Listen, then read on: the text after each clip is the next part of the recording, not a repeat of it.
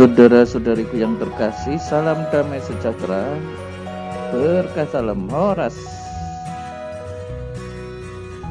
Kita berjumpa lagi dalam belajar Alkitab sambil merenung. Tema kita kali ini, begitu besar kasih Allah akan dunia ini dan seterusnya. Dari Injil Yohanes bab 3 ayat 16 sampai 21.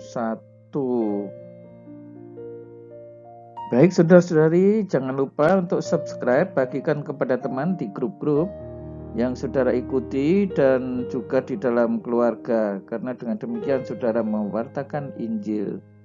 Jangan lupa ya untuk memberikan komentar di kolom komentar. Nah, saudara-saudari yang terkasih,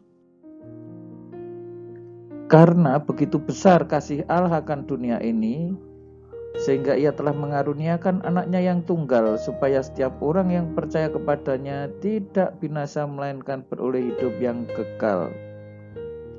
Nah, kata-kata ini sedikit, ya bukannya aneh ya, tetapi boleh dikatakan ini kata yang jarang muncul ya. Maksud saya seperti ini, begitu besar kasih Allah. Nah, kalau soal kasih Allah yang besar itu kita sudah tidak asing lagi ya, tetapi ini begitu besar kasih Allah akan dunia ya. Kita pernah membaca di bagian Injil yang lain ya, jangan mengikuti dunia ya, jangan hidup secara duniawi ya. Orang Kristen seolah-olah dilarang mengasihi dunia, tetapi ini malah kasih Allah begitu besar akan dunia ini, dan kasihnya tidak tanggung-tanggung ya, sehingga ia telah mengaruniakan anaknya yang tunggal, supaya setiap orang yang percaya kepadanya tidak binasa ya. Mengaruniakan anaknya yang tunggal loh. Kasihnya begitu besar sampai-sampai mengorbankan anaknya, supaya apa? Dunia itu tidak binasa. Setiap orang yang percaya itu tidak binasa. Dan tujuannya apa? Tujuannya adalah kehidupan kekal. Nah, saudara-saudari yang terkasih, kita bisa merefleksikan ya dalam kehidupan kita, seberapa besar kasih Allah itu boleh kita alami dan boleh kita rasakan.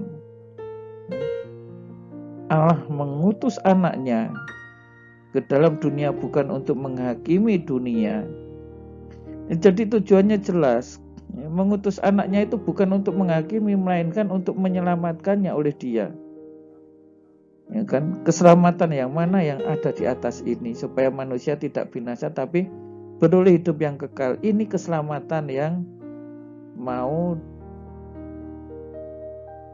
dijadikan tujuan ya, dan ini memang tujuannya juga sama, menyelamatkan oleh Dia, yaitu apa? Agar manusia nantinya beroleh hidup yang kekal, yang tidak binasa. Barang siapa percaya kepadanya tidak akan dihukum. Ya, ini jelas sekali ya. Barang siapa tidak percaya, ia telah berada di bawah hukuman. Ya, jadi ia yang tidak percaya sebenarnya meletakkan dirinya di bawah hukuman, sebab ia tidak percaya dalam nama anak tunggal Allah. Ya, ini orang mau diselamatkan kok tidak mau, tidak percaya.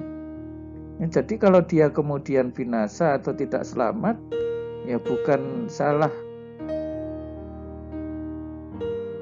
ini ya, anak tunggal ini tidak menolong ya, tetapi karena ya dia tidak percaya ya. Dan inilah hukuman itu. Terang telah datang ke dalam dunia, tetapi manusia lebih menyukai kegelapan. Nah, saudara-saudari yang terkasih, kita kalau anak-anak terang itu mestinya mencintai terang, ya, perbuatan-perbuatannya sesuai dengan kehendak Allah. Tetapi manusia nyatanya seringkali lebih menyukai kegelapan, sebab perbuatan-perbuatan mereka jahat. Nah, inilah yang sebenarnya di dalam Injil ini Santo Yohanes ingin mewartakan, ya. Ayolah kita hidup di dalam terang Tuhan.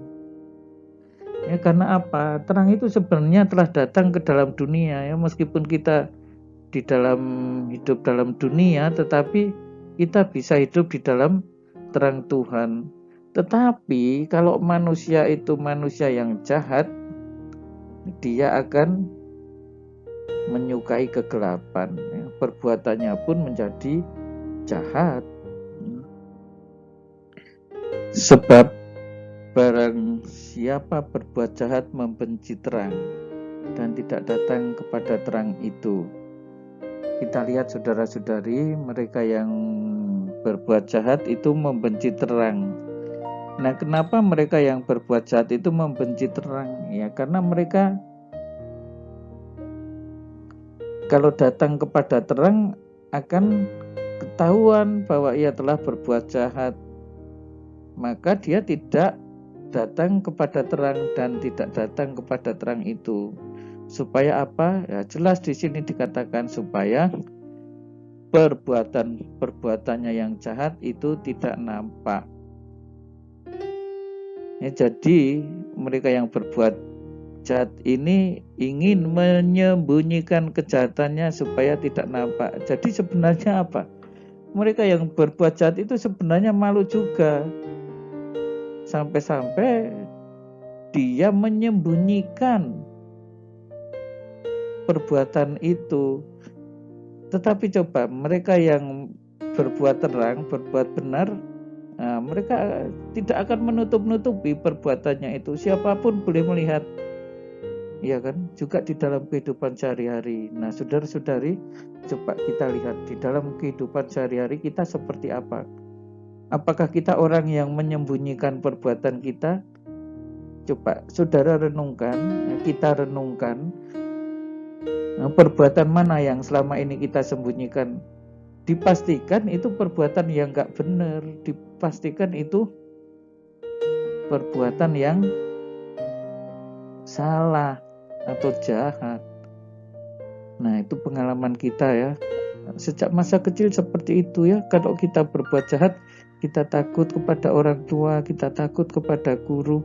Sekarang ketika sudah dewasa, kita takut kepada Tuhan, ya. Ingin supaya hal-hal yang jahat itu tidak nampak, ya. Tetapi di hadapan Tuhan, mana yang bisa disembunyikan? Tetapi barang siapa melakukan yang benar, ia datang kepada terang. Loh, kalau perbuatannya benar, justru mendatangi terang. Supaya apa? Supaya menjadi nyata perbuatannya ini. Loh, jadi malah perbuatannya semacam biarlah orang lain itu melihat mengenai perbuatan-perbuatan ini.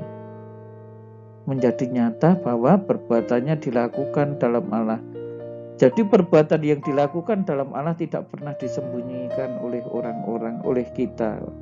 Kalau saudara melakukan perbuatan itu disembunyikan, nah, saudara bisa mendeteksi bahwa sebenarnya perbuatan saudara nggak benar, perbuatan kita nggak tepat, salah, atau mungkin malah jahat. Tetapi kalau perbuatan kita itu benar, pasti perbuatan dilakukan dalam Allah itu akan datang kepada terang supaya menjadi nyata. Semua orang biarlah melihat ini perbuatan terang.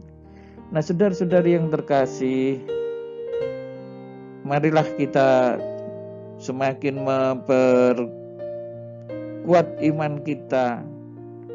Tuhan Yesus memberkati berkah dalam. Nah, saudara-saudariku yang terkasih, baiklah jangan lupa untuk subscribe, bagikan kepada teman di grup, dan juga nyalakan loncengnya.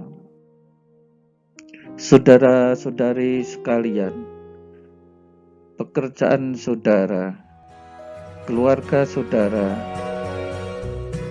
dinaungi, dibimbing, dan diberkati oleh Allah yang Maha Kuasa, Bapa dan Putera dan Roh Kudus. Amin.